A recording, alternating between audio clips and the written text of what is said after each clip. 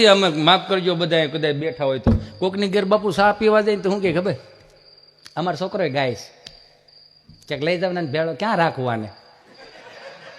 તમે જોઈજો, માર્ક કરજો. તમે કોઈ ખોટું લાગે તો મને માફ કરજો. સીધું બધાને ફેમસ થઈ જવું એમ ફેમસ નથી થવાતું. કદાચ કોઈ શીખતા હોય તો એને કહી દઉં, એમને ફેમસ ન થવાય. સંઘર્ષ કરવો પડે, સકડામાં જવું પડે ને એસટીમાં જવું પડે, ભૂખું રહેવું પડે ને તરસ્યું રહેવું પડે.